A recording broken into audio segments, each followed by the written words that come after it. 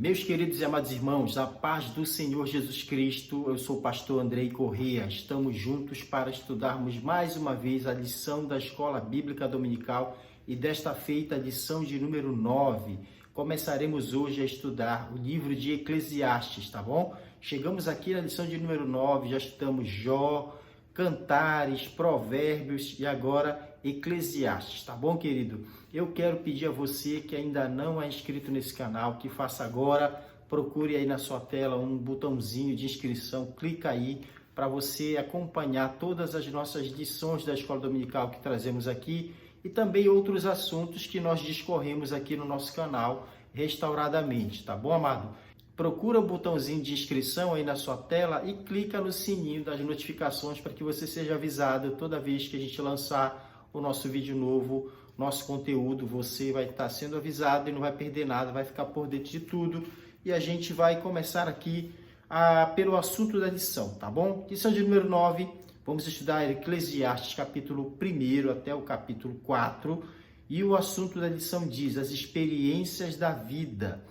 Texto áureo desta lição diz assim: tudo fez Deus, formoso no seu devido tempo, também pôs a eternidade no coração do homem, sem que este possa descobrir as obras de Deus, que Deus fez desde o princípio até o fim. Eclesiastes capítulo 3, versículo 11, tá? A verdade prática é bem simples, bem curta, mas de muita profundidade. Diz assim: a vida só faz sentido quando Deus faz parte dela, tá? Veja bem, a vida só faz sentido quando Deus faz parte dela. A leitura bíblica está em dois textos aqui, amado, segundo a revista. Eclesiastes capítulo 1, versículo 1 até o versículo 11, capítulo 3, versículo 1 até o versículo 15, leia com a sua turma, leia com seus alunos, pratique a leitura da palavra de Deus na sua classe. Já vamos aqui para a introdução, porque tem informações aqui que a gente precisa entender, precisa ver, para podermos entrar neste assunto aqui, que é um assunto maravilhoso, né? A gente vai meditar, nós vamos refletir hoje, trabalho de sábio, trabalho de quem pede sabedoria para Deus, de quem ora por sabedoria, é uma prática. Nós vamos entender um pouquinho aqui de como alguém que desejou ter a sabedoria de Deus do seu coração procedeu, como ele agiu, qual foi a sua reação, quais foram as suas conclusões após mergulhar nesse conhecimento, nessa sabedoria, e as conclusões que ele tirou para a sua vida viraram lições para a nossa vida. Estamos estudando aqui, tá bom? Escute o que diz a introdução, amado. Fala assim: o título Eclesiastes significa pregador, usado 7 vezes no livro, aquele que reúne e se dirige a uma assembleia. O rei Salomão é o autor, mas para o final da sua vida ele examina os ciclos vividos, as tarefas em que nos envolvemos e os prazeres que buscamos. Após esse exame, ele chega à triste conclusão de que tudo que há debaixo do sol é vão, é transitório, é vaidade, é um paradoxo difícil de entender. Especialistas da Bíblia discutem o que ele quis dizer com esta frase e sugerem que ele se refere a todo esforço humano separado de Deus, né? Este homem passou a meditar e ele chegou a uma conclusão que tudo que há debaixo do sol é vão, é transitório, é passageiro, é efêmero. Então, ele começa a dar um reconhecimento, dar sentido, dar um entendimento, dar um nível de importância para tudo que ocorre debaixo do céu. Então ele chama tudo isso de transitório, né? Transitório, as coisas que são feitas sem estarem no propósito de Deus, sem terem o fundo eterno, são tidas pelo sábio Salomão como sendo transitórias. E há várias observações aqui que ele começa a trazer conclusões das suas observações, e isso serve de grande lição para a nossa vida, tá, amado? Vamos prestar muito atenção nesta aula para a gente não perder nada. Primeira coisa que vem aqui, o primeiro tópico diz o trabalho árduo, tá? Diz assim: o pregador fala da mesmice da vida, que por fim é sem sentido, pois não passa de trabalho árduo. Os exemplos citados são claros: as gerações se sucedem monotonamente, sol nasce, se põe e volta a nascer. O vento percorre seu caminho circular, a vida está sempre em movimento. Este homem parou para observar e chega à conclusão que a vida é cíclica, que as coisas que acontecem hoje, que estão acontecendo hoje, já aconteceram no passado e que vão continuar acontecendo no futuro. Nada é novo, tudo é enfadonho, tudo é repetitivo.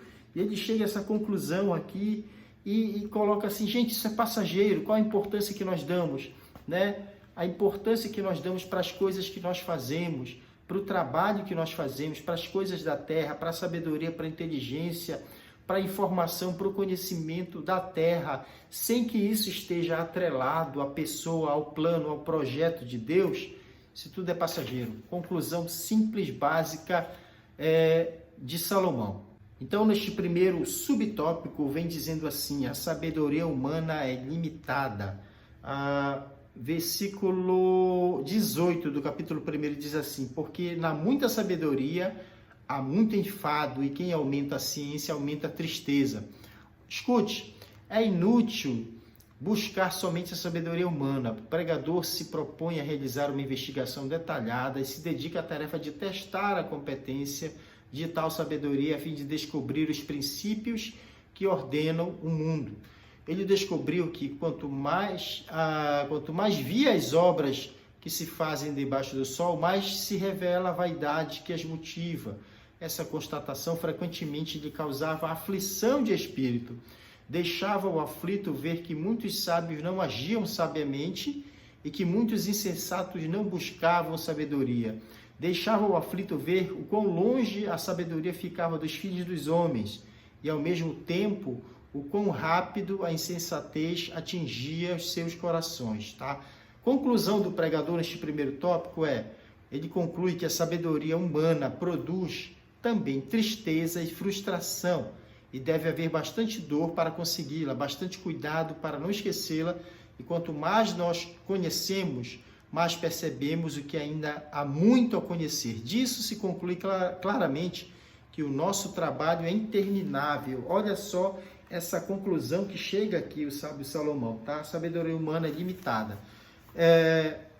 Por todo o esforço que o homem faz para adquirir conhecimento, para desenvolver formas de trabalho, formas de analisar o mundo, de entender as coisas, ele vai chegar à conclusão de que aquilo que ele chegou a entender, que ele se esforçou, que ele se dedicou tanto, gastou energia, tempo, gastou uma parte boa da sua vida para entender alguma coisa, e ele vai pensar naquele momento assim: cara, eu não entendi ainda nada, tem coisas que eu não vou conseguir entender, tem coisas que eu não vou conseguir descobrir, e qual é o sentido das coisas que eu já descobri, né? Parece uma coisa assim meio...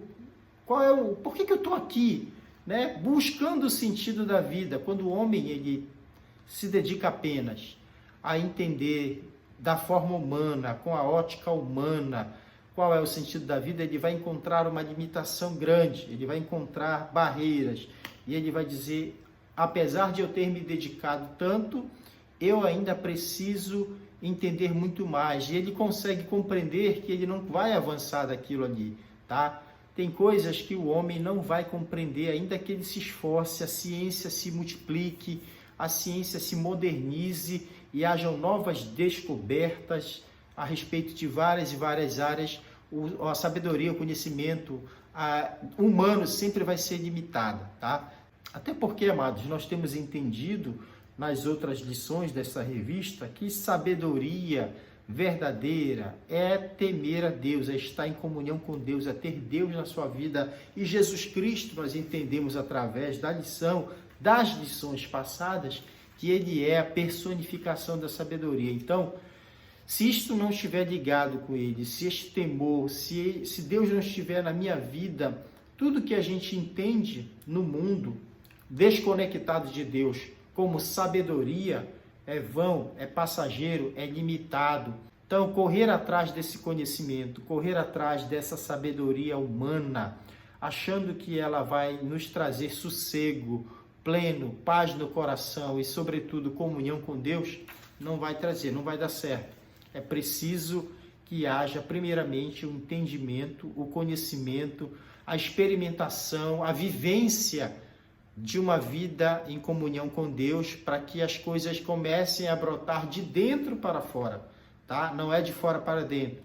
A paz, o sentido da vida, eles começam a surgir quando nós temos Cristo, a semente do Evangelho, entra no coração, o Espírito Santo, Deus no coração da gente, e o sentido da vida vai brotando. E a pessoa começa a entender as coisas que a gente vive, que a gente experimenta, não se limitam a esta terra. Existe um futuro, existe um porvir que está em Deus, que está em Cristo. E é nisso que eu me refugio. E é aí que está a minha esperança. E quando a gente consegue se conectar com isso, todo o nosso sentido de vida se alimenta, né? Toda a nossa sede de compreensão, ela vai se saciando, porque ainda que nós não venhamos a conhecer o que está nos esperando, ainda que nós não venhamos a conhecer no detalhe hoje o que nos espera no céu, na glória eterna que Ele nos prometeu, o simples fato de nós depositarmos a nossa confiança nele, de entregarmos a Ele este cuidado, porque Ele cuida de tudo, Ele sabe de tudo e o melhor Ele estará preparando para a nossa vida, isso nos faz termos um sossego na nossa alma. Veja bem, perceba uma criança de 2, 3, 4 anos que vai atravessar a rua com o seu pai. Simplesmente aquela criança pega na mão do pai, pega na mão da mãe e tá nem preocupada, porque ela sabe que a sua vida está aos cuidados daquele adulto, daquele seu pai, daquela sua mãe.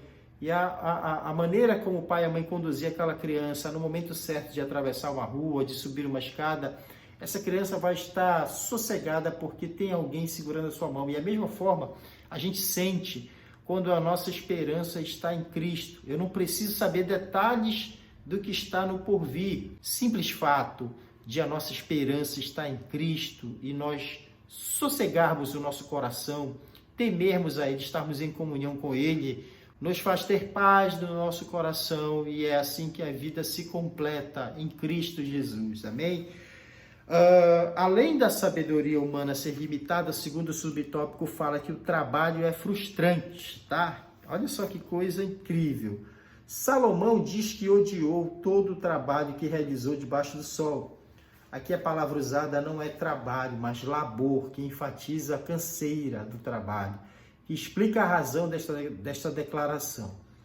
Ele explica a razão desta declaração, visto como eu havia de deixá-lo ao homem que viesse depois de mim, e quem sabe se será sábio ou tolo, contudo, ele se assenhoreará de todo o meu trabalho em que trabalhei, e em que me ouve sabiamente debaixo do sol. Também isso é vaidade. A tristeza do pregador não é somente porque as coisas materiais não trouxeram satisfação, mas porque tudo o que ele tinha acumulado seria deixado para outros sobre os quais eles não teriam nenhum controle. Enquanto ele meditava nestas coisas, ele diz que elas fizeram com que o seu coração perdesse a esperança de todo o trabalho em que trabalhei debaixo do sol. O trabalho é frustrante, diz esse segundo subtópico. Meu irmão, quando o homem começa a pensar, a gente, na verdade, dá um duro danado na vida, trabalhando para trazer um sustento para a nossa família, para a nossa casa, dar uma boa escola para os nossos filhos, dar um bom conforto para a família. A gente se esforça e a gente vai lutando, batalhando, mas, na verdade, muita gente perde toda a sua vida aplicando o seu tempo no trabalho, demasiado esforço, preocupação, e a melhor moeda que nós temos, que é o tempo, ela acaba sendo escasso na nossa vida para nós priorizarmos outras coisas que de fato serão mais importantes.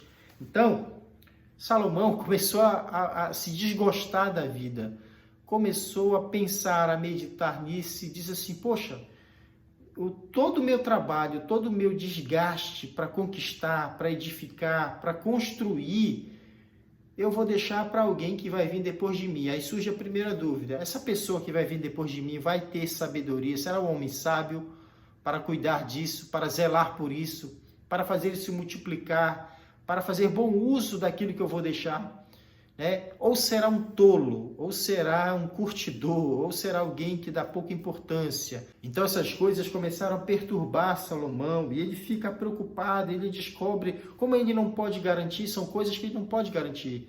Ele não pode se certificar que os seus sucessores, seus filhos, seus netos dariam o devido valor para tudo aquilo que ele construiu, como se nós formos ver na palavra de Deus, na continuidade, depois do reino de Salomão. O reino de Israel foi um fiasco, né? O reino foi dividido, o reino de norte, o reino do sul, né? Reino de Israel, o reino de Judá, e vieram caindo em pecado, em desgraça, até que foram castigados, né, por Deus, sendo deportados, primeiramente o reino de Israel e depois o reino de Judá. Mas vejam só, isso o frustrava, tá? Então, quando a gente pensa dessa forma, que nós não temos o poder de garantir o futuro que vai ter sobre aquilo que nós construímos, que nós pensamos em construir, que nós planejamos para construir, para deixar para a nossa família, né? Isso tudo vem na nossa vida como uma grande frustração. Então, ele identificou isso e começa a perturbar o seu espírito, porque a conclusão que ele chega é que o trabalho é frustrante. Para que serve? Né? Para trazer o momento, para usufruir no momento, para ser usado no momento, porque não é garantia que todo o nosso esforço vai ser valorizado, tá? Não é garantia de que tudo aquilo que a gente constrói, todo o nosso esforço, toda a nossa corrida, a nossa jornada para fazer algo enquanto estamos nesta terra, talvez não valha a pena, talvez valha, talvez a gente tenha condições de preparar filhos, netos, sucessores que deem seguimento ao nosso propósito, segundo a vontade de Deus, ou nós não temos o poder de garantir isso, porque as decisões nesse sentido, elas são individuais. A própria pessoa decide se quer seguir conselhos, se quer obedecer a palavra de Deus, se quer ser crente, se quer ser ímpio. Então, tem coisas que nós não vamos poder dominar, né? Nós ensinamos a nossa família, nós ensinamos os nossos filhos, tá? Nós ensinamos as pessoas que estão em volta de nós, mas isso não é garantia de que essas pessoas tomarão decisões acertadas e dirão: eu vou seguir o conselho do meu pai, do meu avô, do meu marido, etc. Então, amados, a decisão de ser crente, de servir a Deus, ela é individual. Não é pelo que você fala, é pelo que a pessoa decide, né? Se você der ouvidos ao bom conselho, ao ensinamento da palavra de Deus, e praticar, e ser um praticante, e ter temor a Deus, e procurar se esforçar para obedecer a palavra de Deus, é certo que Deus vai olhar para você de uma forma diferente, vai lhe dar força, vai lhe edificar, vai cuidar de você e você realmente vai ter um relacionamento com Deus. Mas está no seu poder isso. Se eu não quiser, se meu filho não quiser, se a minha filha não quiser, minhas filhas não quiserem seguir os meus conselhos da palavra de Deus que nós ensinamos, a decisão de servir a Deus ou não vai ser deles, né?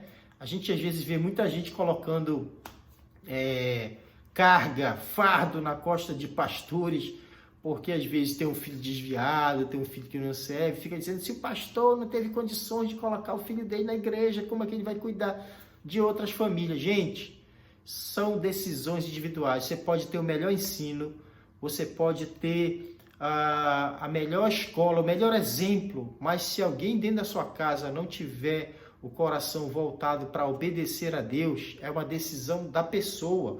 Vai sofrer as consequências, vai sofrer todo castigo eterno, porque essa pessoa vai perder a sua salvação, mas nós fizemos a nossa parte. Então a ideia é: faça a sua parte, faça o que você recebe nas mãos do próprio Deus, você recebe nas mãos para fazer, faça isso, amado. Cumpra o seu papel de pai, de marido, de amigo, de irmão, de esposo.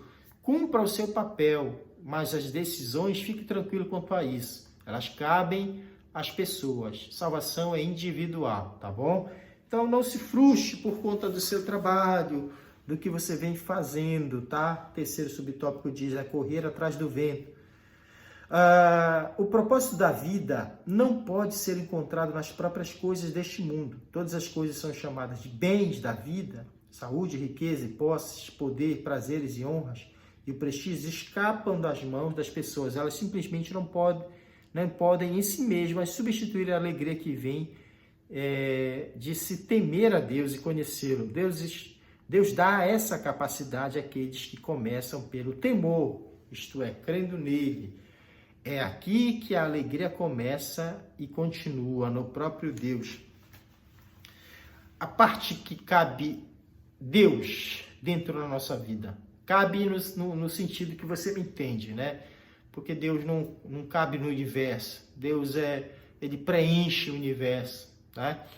Mas eu digo dentro da nossa vida, o que eu quero dizer dentro da nossa vida, o espaço, a prioridade que Deus deve ocupar, nenhuma outra coisa vai conseguir substituir este espaço, esta prioridade que deve ser de Deus, tá? Nenhuma dessas coisas que nós citamos aqui, dinheiro, prazeres, honrarias, construções, tesouros, nada disso, amado, nada disso. Sentimentos humanos, prazeres momentâneos, nada disso vai conseguir suprir o local, o espaço, a posição que é de Deus na nossa vida. E qual que é a posição, pastor? A primeira posição, é a prioridade. Deus deve ser a principal pessoa na nossa vida. E como é que eu faço isso? Como é que eu torno Deus a principal pessoa da minha vida? Temendo a Ele. Nós estamos vivendo no Evangelho da Graça, amado. Simplesmente arrependa-se do seu pecado, entregue a sua vida a Jesus e diga: eu quero a partir de hoje ter comunhão contigo, ter o perdão dos meus pecados, andar segundo os teus mandamentos na tua palavra, eu quero morar no céu, eu quero ser filho de Deus.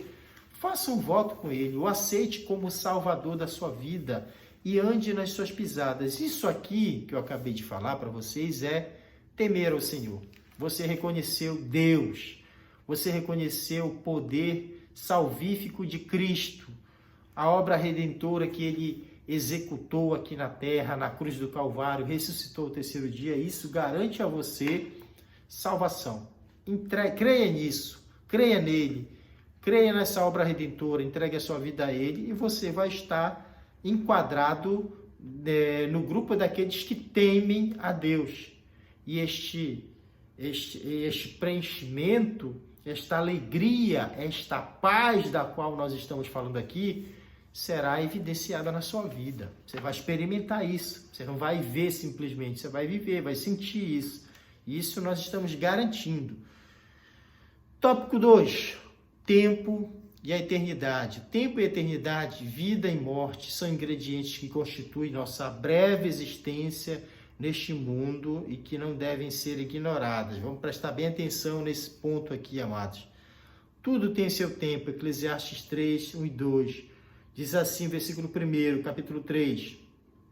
Tudo tem o seu tempo determinado e há tempo para todo propósito debaixo do céu.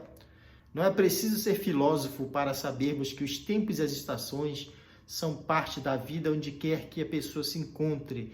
E se as leis naturais determinadas por Deus não fossem confiáveis, a ciência e a vida diária seriam caóticas, para não dizer impossíveis. Não apenas este mundo possui tempos e estações, como também há uma providência que prevalece em nossa vida. Desde antes do nosso nascimento até o momento da nossa morte, Deus está realizando seus propósitos, mesmo que nem sempre sejamos capazes de entender o que Ele está fazendo. Em 14 afirmações, Salomão declara que Deus trabalha na vida de cada indivíduo procurando realizar a sua vontade. Todos esses acontecimentos vêm de Deus e são bons em seu devido tempo. A inferência é clara. Se cooperarmos com o tempo, a inferência é clara. Se cooperarmos com o tempo de Deus, a vida terá sentido.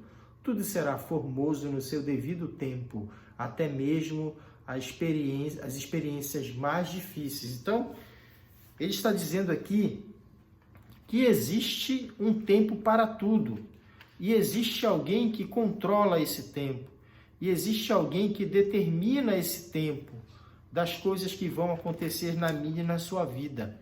E a gente deve entender e nos submetermos a este senhorio, a este poder que Deus tem de controlar o tempo e as coisas acontecerem na nossa vida no tempo certo. O que muito acontece e às vezes é motivo de frustração, e é aí que muitos de nós somos forjados, somos moldados, somos edificados, é nessa paciência, é nessa espera, é em recebermos as coisas no tempo de Deus e não no nosso tempo. No tempo que Deus determina e não no nosso, porque por natureza o ser humano é imediatista, né? Todos nós parece que temos uma facilidade de querer as coisas para ontem, não para hoje, né? Para já. E o impressionante, amado, é que o ser humano é tendencioso a isso, a ser imediatista, né? Você percebe quando Deus promete lá para Abraão, você lembra que Deus chama Abraão de faz promessas, mas que as coisas não acontecem amanhã, depois de amanhã, ano que vem, não. Passa tempo. Deus vai preparar você, vai condicionar você a estar apto para receber aquilo que Ele está lhe prometendo. Mas é importante frisar aqui, é importante dizer a você que essa espera, às vezes, é necessária para te fazer, para te deixar na condição que Deus quer que você esteja, né? Esse exercício da paciência, da confiança, da fé, de que Ele não vai falhar, de que Ele não vai decepcionar você, que o tempo está passando, passou 1, 2, 3, 4, 5, 10 anos, e você tem aquela promessa, e Deus está trabalhando no teu coração. Enquanto você duvida, enquanto você acha que está passando, larga de mão. Deus não tem essas preocupações. Ele tem compromisso com a sua palavra.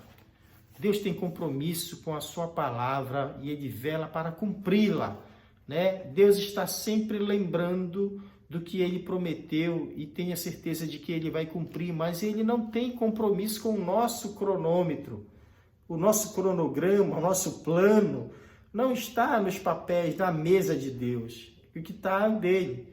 Então, por isso que às vezes Deus trabalha no seu coração a paciência, o tempo, para que você exercite a confiança, para que você exercite a fé nele. Saiba que ele não vai te decepcionar, mas é preciso que você exercite isso. E às vezes nós temos dificuldade, é por isso que às vezes Deus vai passando tempo, mas uma coisa é certa, o que ele promete, ele vai cumprir. Amém? A eternidade do homem, importante dizer isso aqui. A vida do ser humano é ligada à eternidade a Deus. O homem foi criado à imagem de Deus e recebeu domínio sobre a criação. E, portanto, é diferente do resto da criação. Isso explica porque ninguém, inclusive Salomão, é capaz de desvendar os enigmas da vida e se satisfazer plenamente com seus empreendimentos e realizações. A vida parece passageira, mas aquilo que Deus faz dura para sempre, de modo que ao viver para Ele e deixar que faça a sua vontade, a vida torna-se significativa e viável. Em vez de nos queixarmos daquilo que não temos, vamos desfrutar aquilo que temos e agradecer a Deus por essas dádivas. Como é possível a vida ser monótona e sem sentido quando Deus nos fez parte do seu plano eterno? Quando o sábio fala isso aqui, parte do seu plano eterno, nós devemos entender o seguinte: a vida do homem é muito curta na face da terra. E o interessante é o seguinte: aquilo que você faz nesse curto espaço de tempo que você tem aqui na terra é que será determinante para que você viva na eternidade, tá? Deus nos dá, segundo o seu cronômetro, os anos que um ser humano vive aqui na Terra são isso aqui, ó, muito pouco, frente a eternidade que nos espera, tá? Todos nós teremos uma eternidade no futuro, tá? Nem todos terão a eternidade na vida eterna, alguns terão no castigo, na perdição eterna, tá? Mas é importante dizer aqui que o que nós fazemos em vida, nesse curto espaço de tempo, de anos que Deus nos permite ter na Terra, é o que determinará o nosso futuro. Então a pergunta é a seguinte: o que é que você tem feito com o tempo, com as decisões, com a vida que Deus tem te permitido ter na face da Terra? Gente, isso é muito importante. A maioria dos seres humanos vive a sua vida como se não houvesse amanhã, como se não houvesse futuro, como se não houvesse eternidade. Isso é um grande erro, isso é um grande problema, porque as pessoas pensam que a vida se limita a esta terra, a este mundo material. Quando as pessoas fecham os olhos, quando a morte chega e as pessoas não fizeram as suas decisões corretas aqui na terra, não se aproximaram de Deus, eu imagino como deve ser frustrante, como deve ser uma desgraça tão grande, um sentimento de pavor tão grande, quando uma pessoa morre na terra e não teve a experiência de salvação com Deus. Morre na terra, apaga os olhos, o corpo aqui fecha os olhos, para de funcionar, o coração para, né? A atividade cerebral para, o corpo cai no chão, a morte chega, mas a alma, o espírito estão lá, não podem ser aniquilados, estão vivos, aliás, estão acesos ainda, né? Se eu posso usar esse termo, porque vida mesmo só com Deus, né? Vida eterna. Então, quando a pessoa se depara naquele momento pós-morte, eu fico imaginando como deve ser horrível e dizer assim: acabou a minha chance, acabou a minha oportunidade, eu não sabia que isso aqui era verdade, eu não sabia que depois de fechar os olhos eu me depararia com este cenário, com esta realidade espiritual, e eu não fiz o que era certo, eu não tomei a decisão correta na minha vida enquanto estava vivo na terra. Então, quando as pessoas se deparam, o terror deve ser indescritível. A sensação de desgosto, de frustração, de remorso deve ser indescritível, porque já não há mais nada a se fazer em prol desta vida. Então, que você possa refletir sobre o que você tem feito e quais são as tuas decisões enquanto vivo aqui na Terra. Enquanto você tem vida na terra material, quais são as decisões que você está tomando, quais são as prioridades da sua vida, se você está trilhando por um caminho de vida eterna ou de perdição, de desgraça, de castigo eterno. Porque a certeza que nós temos é a seguinte, subtópico 3, a morte é certa para todos, tá? Capítulo 3, versículo 20 diz assim: todos vão para o mesmo lugar, todos procedem do pó e ao pó tornarão. Salomão, neste momento da sua vida, nessas reflexões, dizem alguns teólogos que já estava assim enfadado de todo o seu trabalho, de toda a sua sabedoria, né? Já estava ali com um sentimento, com um pensamento de homem ímpio, né? Ele já tinha cometido vários pecados, já tinha feito algumas mudanças no seu reino, instituído algumas coisas que desagradavam muito a Deus, né? E ele já estava ali com um pensamento de ímpio mesmo. E chega a falar isso aqui, né? Que todos vão para o mesmo lugar, mas obviamente que ele estava se referindo à morte material, né? Que a morte ela é certa, que a vida que se vive aqui na Terra, apesar dos prazeres, das conquistas, dos aprendizados, né, da informação que se tem, ela acaba, ela é passageira, vai chegando a idade, a velhice, e a sensação de que o seu tempo está acabando na face da Terra deve ser horrível para um homem que praticamente experimentou de tudo, que refletiu sobre tudo, sobre quase tudo que se pode pensar na face da terra. Salomão refletiu e analisou e tirou conclusões sobre isso. E ele pensa que está chegando o momento que é certo para todos os homens o momento da morte, né? Vida e morte, tempo e eternidade, todos são ingredientes que constituem uma breve existência neste mundo e que não devem ser ignorados. O plano de Deus abrange todas as coisas na vida dos seres humanos, desde o dia em que nascemos até o dia em que morremos. Ele nos concede tempo para todas as coisas e, sem dúvida, nos pedirá conta quando a história tiver chegado ao fim. A morte equaliza e torna inútil a maioria das nossas atividades diárias. Ela devora os sábios, os tolos, os ricos e os pobres, não importando quem você é ou o que você fez, seja bom ou ruim, todos vamos morrer inevitavelmente. Infelizmente, poucos refletem acerca do seu modo de viver, tendo em vista a certeza da morte. Gente, a única certeza que nós temos, tá? Salvo exceção daqueles que experimentarão do arrebatamento, né? Não sabemos se é a nossa geração que experimentará o arrebatamento, se são gerações vindouras. Muitos crentes que passaram antes de nós também esperavam o arrebatamento, também esperavam que fosse na sua geração, mas o tempo disso compete única e exclusivamente a Deus. Portanto, a maior certeza e única certeza, na verdade, que temos é que a morte ela vai chegar para todos, ricos, pobres, grandes, pequenos, né, miseráveis, milionários. A morte vai chegar, gente.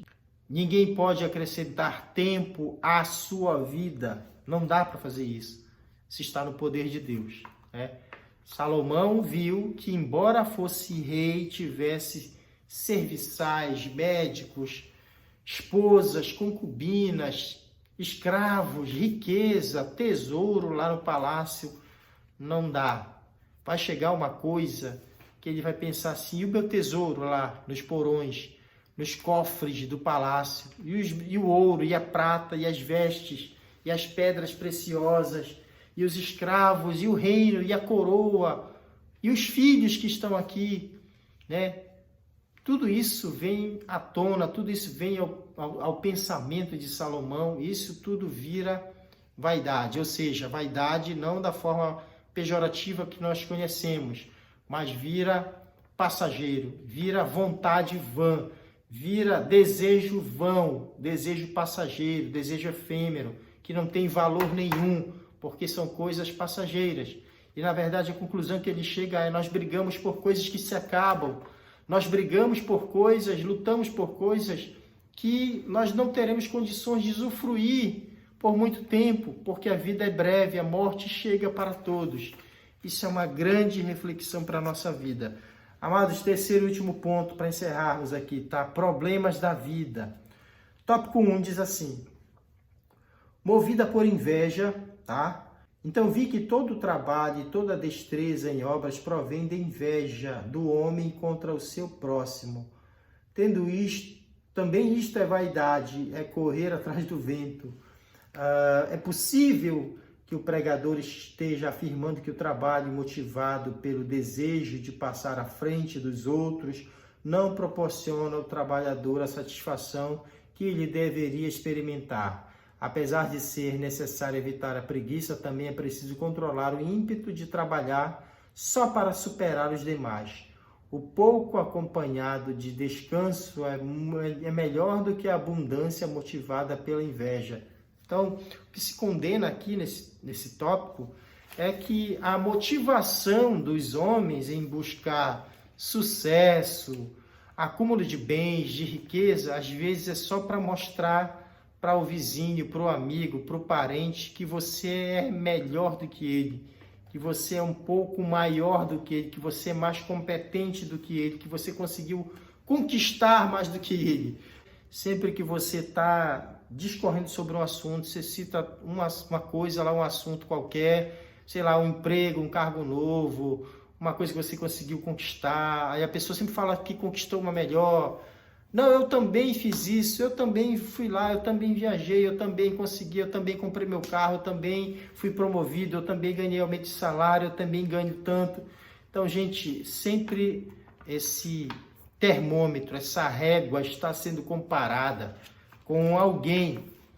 Isso é vaidade, né? A inveja é o que tem motivado muitas pessoas a acabarem com as suas vidas, com a comunhão com Deus, com a prioridade de Deus na sua vida, porque gastam toda a sua energia, todo o seu tempo em dedicar-se a fazer coisas para o seu próprio interesse, movidos por inveja, movidos por coisas vãs. Então, amados, que esta não seja a nossa motivação, tá?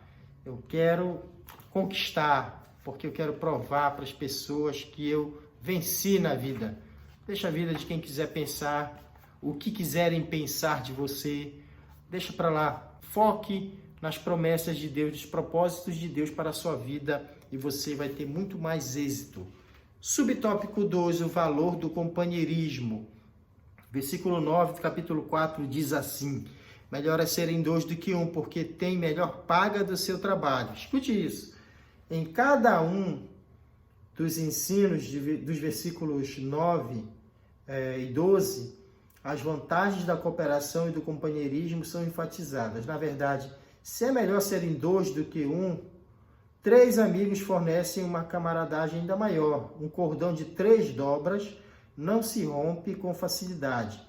A pessoa egoísta não só se interessa pela competição, perde as recompensas da cooperação, deve-se preferir uma vida compartilhada, que propicia ajuda, conforto, defesa mútua, em lugar dos males de uma vida de solidão.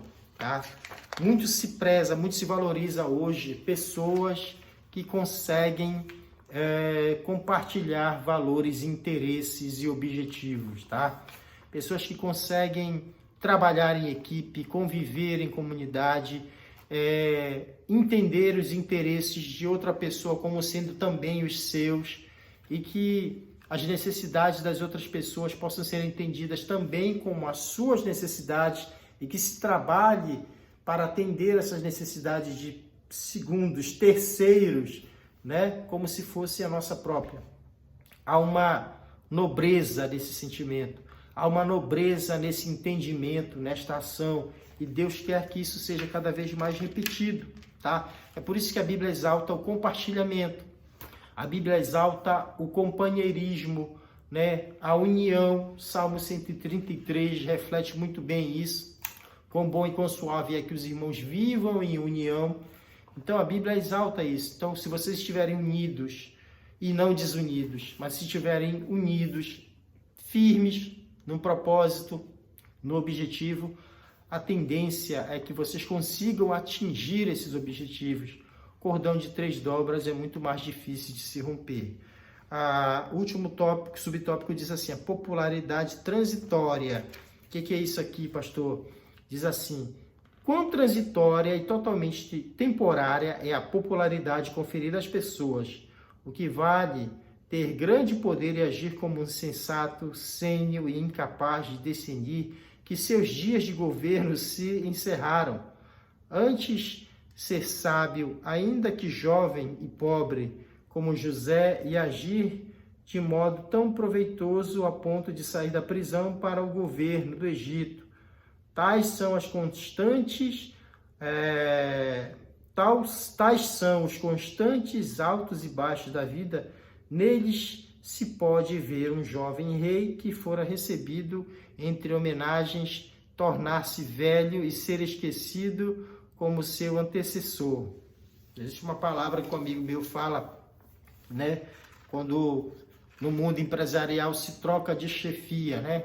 Quando demite lá um chefe, uma chefia, uma diretoria, uma gerência demitida e rapidamente coloca alguém no lugar, né? E às vezes a pessoa que estava lá no passado é uma pessoa muito respeitada, de grande prestígio, e todo mundo respeitava, tinha muito tempo.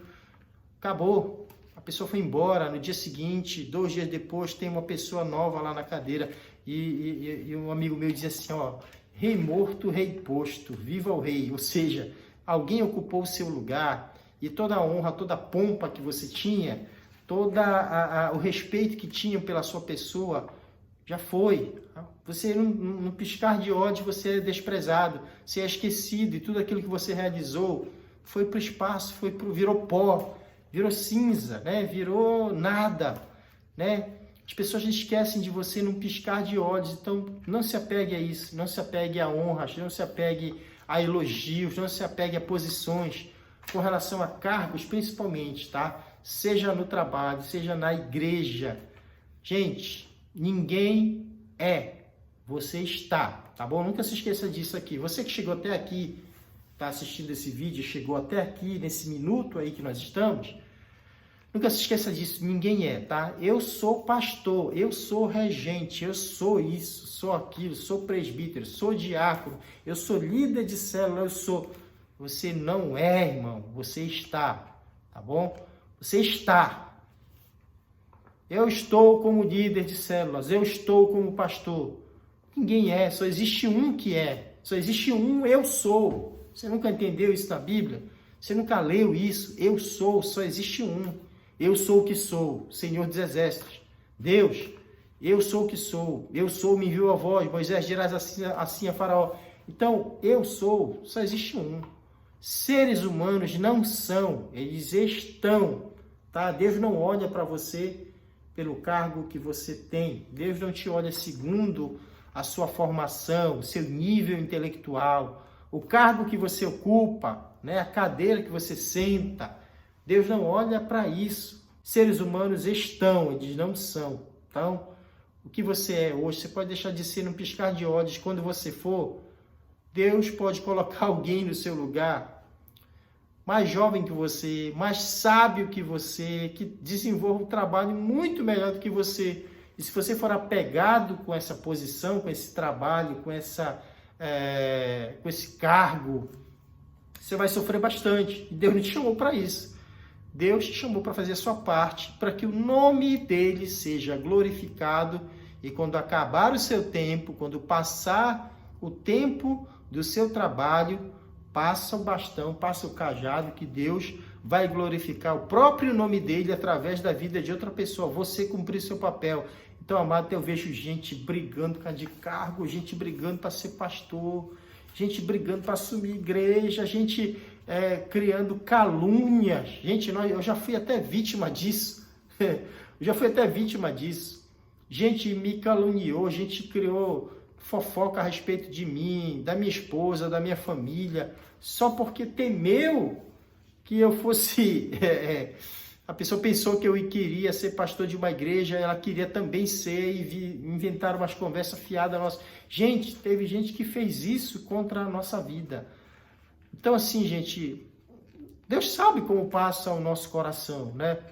Deus sabe o que passa no nosso coração. E a gente ali, nessa ocasião, eu e minha esposa, inocente, não sabia de nada, nem passava em nossa cabeça assumir trabalho, assumir igreja, nunca tínhamos pensado nisso, e tinha gente fazendo tramas por trás, fofoca, falando coisas que nós não dissemos, porque tinham medo que a gente fosse escolhido na frente deles. Quando eu descobri isso, eu dava risada, eu falei, meu Deus, a que ponto chegam as pessoas, né? Por causa de cargo, por causa de posição. Muito mais vale a sua vida na posição que Deus lhe quer, que é aos seus pés, no lugar da bênção, no lugar prostrado diante do Senhor, no lugar que o Senhor quer que você esteja, na sua presença, no centro da sua vontade. A aplicação pessoal diz assim, amado: em Deus encontramos o verdadeiro sentido da vida. Sem Ele, a vida se torna vazia, inútil, e tudo que fazemos carece de relevância e significado, tá? Eu tenho certeza absoluta que Deus falou com você hoje, tá bom? Você vai pegar os pontos principais desta lição aqui, vai compartilhar com a sua turma, com seus alunos. Você, coordenador, compartilha esse vídeo com os professores da escola dominical da sua igreja, e nós vamos continuar por aqui, trazendo lições para a sua vida, tá bom? Trazendo ensinamentos do Senhor conforme o ministério que Ele nos conferiu. Amados, se você ainda não é inscrito, não perca a oportunidade, se inscreve nesse canal, compartilha esse vídeo, comenta, curte, assiste até o final. Tenho certeza que Deus vai te abençoar, amém? Fica com Deus, siga em frente, até o próximo vídeo. Deus é contigo, a paz do Senhor Jesus Cristo.